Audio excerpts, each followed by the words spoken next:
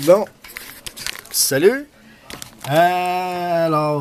Ceci est une vidéo informative, formative pour les, je dirais, les néophytes dans le hobby des cartes. On m'a demandé de faire une vidéo par rapport à, si vous avez regardé mes dernières vidéos, j'ai reçu une carte lousse, j'ai reçu une carte épaisse entre deux plastiques et non protégés. Je ne nommerai pas de nom parce qu'il n'y a pas que ces gens-là. Ça arrive fréquemment. Donc, on va le dire comme ça sort. OK. Dans un premier temps, idéalement, vous prenez ce qu'on appelle un penny sleeve, donc un petit plastique à une scène. OK. Donc, vous mettez votre carte là-dedans. Ensuite, vous insérez la carte dans un top loader. Donc, un top loader, c'est communément, là... Qu'est-ce qu'il y a, Malélie? T'as pas fait une vidéo, hein? C'est pour rendre service à la communauté. Donc, ça, c'est un top loader. Il y a aussi ceux-là que moi, j'ai jamais vraiment aimé. J'ai des plastiques comme ça depuis 1990, puis je les ai jamais aimés. Il y en a qui préfèrent ça. Tant mieux pour eux. Mais moi, le top loader, ça a toujours été vraiment le plastique de base par excellence. Oh, oh, ah, ah. OK. Maintenant, souvent on voit ça, surtout quand on achète sur eBay. Non, tu laisses ça là, s'il te plaît. C'est ma petite carte rabais d'entrepreneur. Donc, OK, je vous donne un exemple. Là, cette carte-là, on a un scotch tape qui vient sceller. Parfait, oui et non. Je vous explique. OK? Beaucoup de cartes que j'ai achetées sur eBay, je les ai faites grader. Puis, au moment des grader, la compagnie, en les ouvrant, endommageait la carte à cause du tape. OK? Ce qui est... Donc, scotch tape... tu sais, ce matin, là, c'était du masking... pas du masking tape, mais du duct tape. Le duct tape, ça laisse des traces de colle comme ça, OK? Puis à moins d'avoir du gaz à lighter à portée de la main, ça part pas. OK? Fait que ça, en gros, c'est scrap. Ça, OK? Puis ça, c'est un gros vendeur sur eBay. Il faut être cheap en tabarnak, là. OK? Quand t'es rendu que tu mets des collants de Post Canada comme ça, qui s'enlèveront pas, donc ton plastique, il est scrap. OK? Fait que ça, c'est à proscrire également. Je comprends que des fois, on voit avec le moyen du bord, mais surtout si, parce que je sais que ça existe, qu'il y en a plein sur eBay, sur eBay, puis même dans notre communauté Facebook, des gens qui sont dans le hobby que pour l'argent, que pour le profit qu'ils peuvent faire avec ça. OK? Je vais vous montrer ce qui est vraiment bien. OK? Regardez. Voyez? Ça. J'en avais reçu une dernièrement. Ça. OK? Voyez? C'est du masking tape. Puis le masking tape ne laisse pas de traces. Puis lui, non seulement ça, regardez, en plus de ça, il y avait un autre tape comme ça. Fait que ça ne laisse pas de traces. C'est du masking tape. Même chose que les peintres utilisent pour faire le découpage. Donc ça s'enlève super bien sans laisser de traces. Ça, c'est ce qu'il y a de mieux. Maintenant, ça vaut la peine. OK, là, il y a aussi des compagnies ou des breakers, quand je dis breakers, des gars ou des groupes qui font des breaks, qui vont vous mettre, voyez, regarde, chaque carte est protégée dans son sleeve et ils sont plusieurs cartes dans un plastique. On ne cherche pas à trop mettre de cartes, OK? Je veux dire, faites le test, puis en même temps, posez-vous la question. J'aimerais-tu recevoir un paquet comme ça? Ça, là, souvent, juste là, vous trouvez votre réponse. OK, donc voilà. Donc, ce qui m'amène à revenir au cas premier. OK? On met pas une carte jersey ou une patch entre deux. Ça m'est arrivé 2 fois en moins de 2 semaines, OK? On met pas une carte ou un jersey juste entre deux decoys, OK? Ça prend une protection. Puis le penny sleeve est pas suffisant. Même si vos enveloppes ont des bulles, c'est pas suffisant. OK? Puis on ne met pas une grosse carte entre deux trucs comme deux top loaders qu'on tape. OK? Mine de rien, quelque part, il y a une pression qui va s'exercer, ça peut endommager la carte. OK? Il y a des gens, puis là, quand on parle de patch, là, on parle de 40$ en montant, bien souvent, c'est frustrant de recevoir ça, là, cassé. Puis il y a des patchs qui sont rares, donc on veut pas les retourner nécessairement. Comme moi, hier, j'ai reçu puis j'ai fait une vidéo, là, je veux dire, je ne renommerai pas la personne, mais... où est-ce qu'elle est?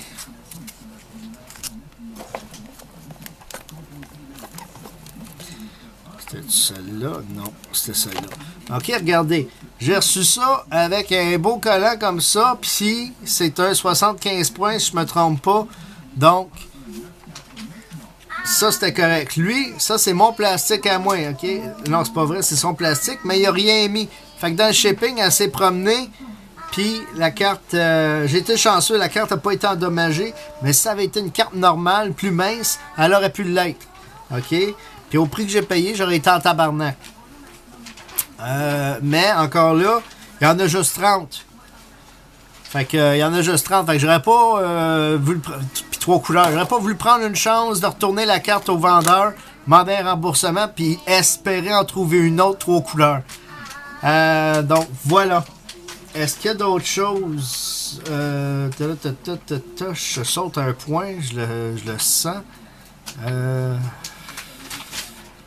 Donc voilà, OK. Maintenant, il y a des plastiques comme ça et plus de base. Le plastique traditionnel qu'on connaît depuis plus d'une... regardez, dans mon cas, depuis 1990, donc depuis plus d'une vingtaine d'années.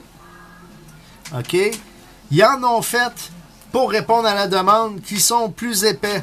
Donc, je pense des 75 points et des 100 points, je ne sais pas exactement les termes vraiment en détail, là, mais parce que c'est encore relativement nouveau pour moi, mais je sais que ça existe. OK, donc, puis ce qui est le fun, c'est que les gros, on peut mettre, surtout si on expédie des cartes, des résultats de cartes de break, ben, les cartes sont bien protégées, faire une longue histoire courte. Alors voilà, j'espère que cette vidéo vous aura été utile. Si j'oublie des points, si parmi vous il y a des gens qui veulent me revenir là-dessus pour me dire « Hey, t'as oublié ça ou ça », gênez-vous pas, commentez. Les vidéos sont en ligne pour ça. Commentez les vidéos. OK? Pas là pour faire la leçon à personne, pour dire à qui que ce soit comment que ça marche. Mais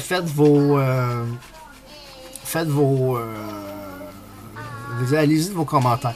Je vais juste, avant de terminer, je vais y aller avec un autre. OK? Souvent, ceux qui font affaire avec moi, si c'est une carte, souvent vous recevez ça dans une enveloppe blanche. OK? Par contre, dans l'enveloppe, je vais toujours prendre le soin de découper d'une boîte de céréales, OK, puis même faire un beau petit mot, un petit mot de remerciement avec ma signature, un petit bonhomme, nanana. Mais au moins il y a une rigidité, il y a une protection, OK? Donc c'est ça. Dans ces enveloppes-là, jamais plus qu'une carte. Dans les enveloppes plus grandes de ce format-là, c'est 2 cartes, peut-être 4. S'il y en a 4, déjà là, on paye plus cher le shipping. Puis plus que 4 cartes, là, vraiment, ça vaut la peine. Puis même, réutilisez-les, regardez. OK? J'ai un lot d'enveloppes. J'ai un lot d'enveloppes jaunes déjà utilisées que je réutilise. J'en ai des neuves, mais je les réutilise. C'est pas recyclable, ça. OK? Fait que, au lieu de les déchirer ou quoi, vous coupez l'extrémité, vous prenez vos cartes, fait que vous pouvez les refermer. Idéalement avec un...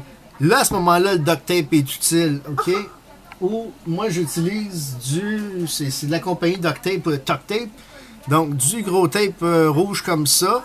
Puis quand j'en aurai plus, mais je vais toujours me trouver au moins quelque chose du genre. Ou sinon, les espèces de roulettes à 1 pièce ou 3 pièces là, transparentes, des boîtes de déménagement qu'on trouve dans n'importe quel Christie de Dollarama.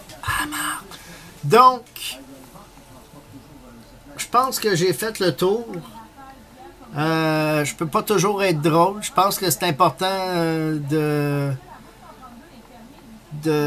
si vous voulez être respecté en tant que vendeur ou trader, puis de continuer, parce que c'est fun de faire une vente, mais c'est le fun d'en faire une deuxième, puis une troisième, puis 100, puis d'avoir des clients réguliers, c'est des clients fidèles, c'est des clients qui sont satisfaits. Un client satisfait, c'est un client qui revient puis qui en ramène d'autres avec lui.